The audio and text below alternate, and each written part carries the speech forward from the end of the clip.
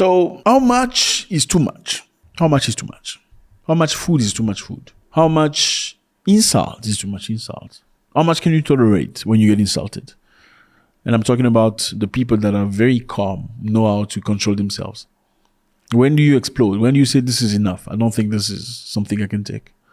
How much disrespect is too much disrespect? When do you say this is enough? I'm not going to let you disrespect me anymore. Because they say sometimes you must ignore people when they're saying trash about you. Just to let them be, don't give them any attention. Move on. But can you do that forever? Don't you think that sometimes when you let people do whatever they want to do, then they continue, they feel like, okay, now I got a visa to do whatever I want to do. Yesterday let me touch his arm, maybe let me try touch his shoulder this time. What about his breast or his bum? How much is too much? Now there's a young man, 24 years old, Ugandan man, has been arrested and sentenced for 6 years in prison for insulting the president of Uganda. Yeah, the boy was on TikTok and he had apparently, as they say, sprayed hate speech and false information against the president of the Republic, Yoweri Museveni. Museveni president wa Uganda tunwanga na matako. Singa si violation nande bade nkuvuma na muluzungu kasasiro. Kitunwanga na amazi. Kiri nyisa ebintu nyine buli olucha kali buli kimu kitekako emisoro buli wamu. Sona sende kyagala kugula underwear olokwa sende zigu underwear tekizirina. Ekisirani kino. Kasasiro gendo ogongezewa mu Rwanda tunwangana amazi ngabago Museveni fere tubatya bisirani mmwe alina kena kuzo natero kugwayo gwe kisajja gwe oguto gulimo omuwumbo gwa bigwe ate omuzigwa green ekisirani kino kasasiro fe twako wadda gana Rwanda okutumanyirira nse yafe Wagama fena batuzala Rwanda tunwangana amazi gamukazo genetic hataha Museveni ekisirani ekyo nakyo nakitabani kimuhozi ekinywa omwengene kipama mu mpale nga ekyagalira kipama bya unya nekinya mu mpale okubanga kina ekyesubu ekiri nti tata ajja kongeza omusala ngule sabuni njoze cyane anawe zekipamyemu nomwe kinza kwa kinyona gwa bwerere ekisirani ekyo Museveni family na mulinga amatako gange kazasiro odamu no yinyise ebintu njya kukwata ogutwego go Museveni njya kukwata ogutwego guteke no matako gange olokole gawunya ojo okumanya nti abana Uganda tuli banyivu njya kukwata ekyo kitwe ekyo nga yona matako gange kutekeyo ate njya kusosayo mumwa ulire engeri gye wakayirira engeri gye wawunyira gye wawunya ojo kutenga nti nensi tuli banyivu kisirani gwe. The young man, as you can see, went online and said a lot of things, probably frustrated with the way the country's run, and obviously, took it out of hand and spoke and said things. I know usually many countries, many people don't really mind people like that because clearly the boy is poor. Okay, comes from a certainly poor family, or else he wouldn't be having so much time within himself to say things that are not necessarily nice. Was he joking with the president? Do you joke with somebody else's father like that? Not in Africa. You don't do that. Africa is a culture of respect. You must respect elders.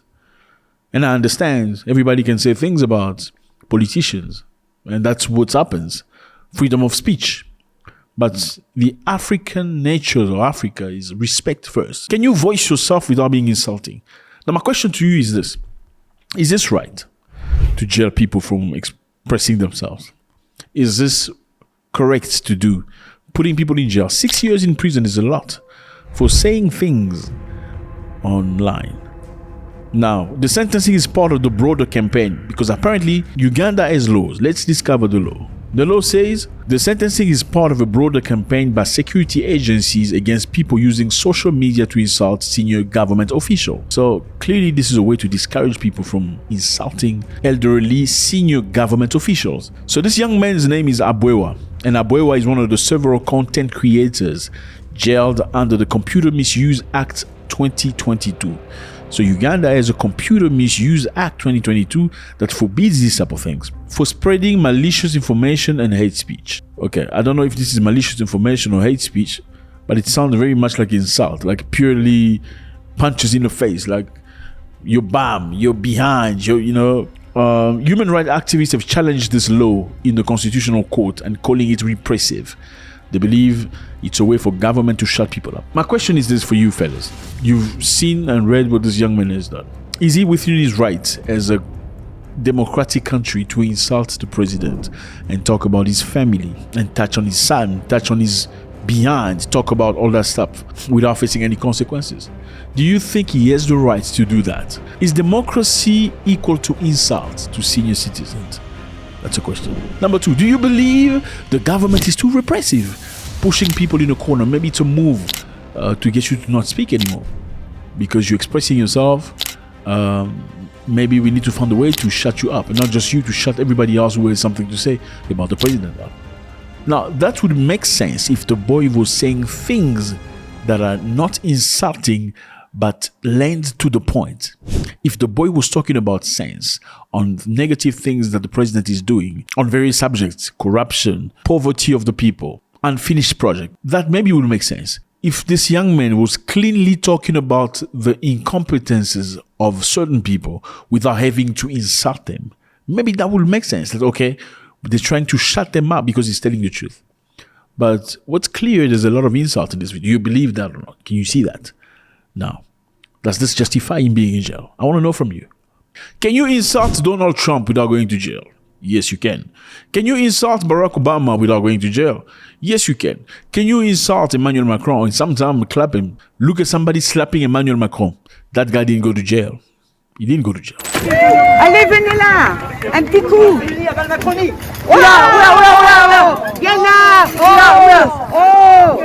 Is it because of democracy? No. Well, it's only because Emmanuel Macron did not want to press charges against him. Emmanuel Macron had the reason to not prosecute him or send him to jail because he needed to win the next elections. So that's why he did it. But do you think you can clap an African president like that without paying consequences?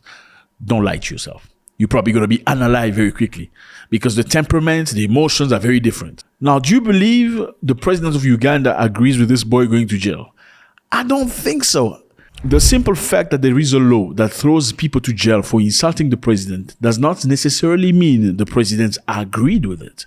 It could also be somebody in the government that wants to be liked by the president that's going to show by doing a display of force so that the president can hear about it and the president can like him.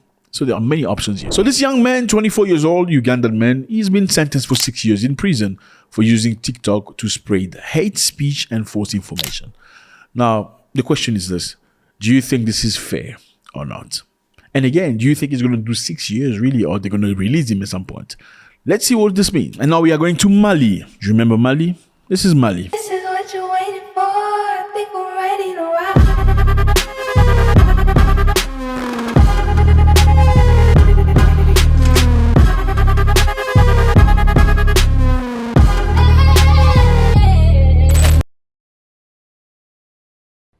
Beautiful place, lovely people. The main language spoken there is French because they were colonized by French, like many African countries. They use it for administration and airport and stuff like that. Everybody speaks French, just like you speak English, probably in Nigeria, Uganda, or Kenya. But they have local languages. Now, Mali has been pushing for local languages to be used more than French because they truly want to separate from that colonialist mentality. Now, Mali has now done something very interesting. The military junta, because they are run by military, has allowed on Wednesday political parties and associations to resume their activity. Congratulations. Political parties and associations can resume their activities. Why are they being allowed? Shouldn't they be allowed anyway? Political parties were protesting against military government, and the military government found it necessary that they stop their activities. I know, it sounds weird. Usually when you hear a country where political parties are not allowed, you say this is what? A dictatorship, right? Sounds like a dictatorship. Now, is it a dictatorship? We must question. We should just be one-sided. Are the Malians who have chased the French from their lands becoming very quickly a dictatorship for shutting the mouth of the political parties? Now, according to the Malian government right now, they say the reason why they shut the political parties' activities is because they were spreading false news, false information, and hate speech. Let me give you context. For many years, Mali has been struggling with terrorism, and the United Nations offered soldiers to go fight terrorists. They were called MINUSMA. Those are the group of soldiers that were fighting terrorism. Unfortunately, for many years, they were unable to dislodge these terrorists. Therefore, Malians decided to take their country over, take back their country. They asked the United Nations soldiers to leave. They were being paid way too much money. About $20 million a day. $20 million a day. I mean, who wouldn't want to be part of a deal worth $20 million a day? Imagine. I mean, you just sit there. They don't even fight terrorists every day. You just sit there, eating your food, and you get 20 million. So the Malians say, enough, leave. After they left, the French spoke. They were against that move.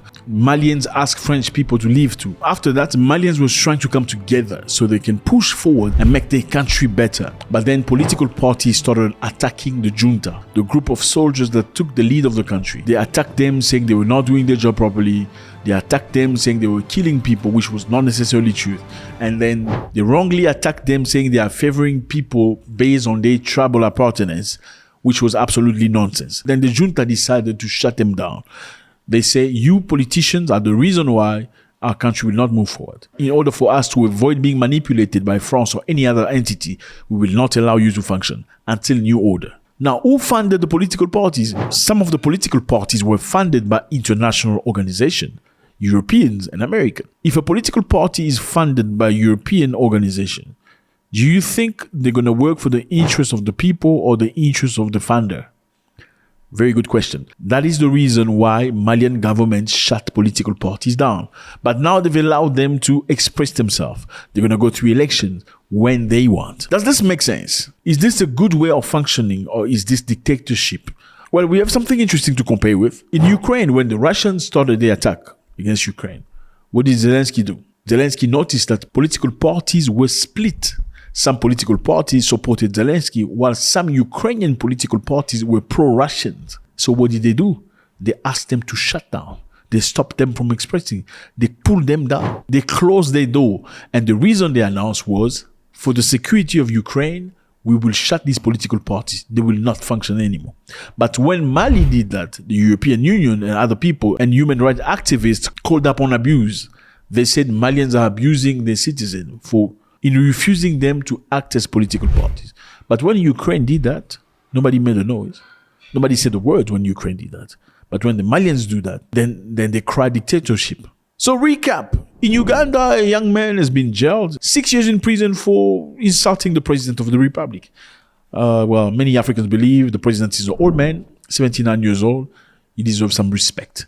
Shouldn't be spoken to like that by a young man. And if he has things to say, he should voice those issues he's got, not insult the president as a person. Now, some people believe this is dictatorship. Why do you jail somebody for saying things freely? Well, if you become a president, you should expect people to insult you. You should take it. Where do you range yourself? How do you feel about this? Are they right to put him in jail in the name of African mentality, or should they not put him in jail because he was just expressing his frustration? Mali has allowed finally political parties to act. They shut them down because they were spreading false rumors. And the Malian government felt like those rumors were going to split the country. It was going to divide the people. But after enough time, they've allowed them to operate again. How do you feel about that? Is this dictatorship, or is this being clever? Taking into consideration that Ukraine did the same when Russians attacked. They stopped political parties from functioning. God bless.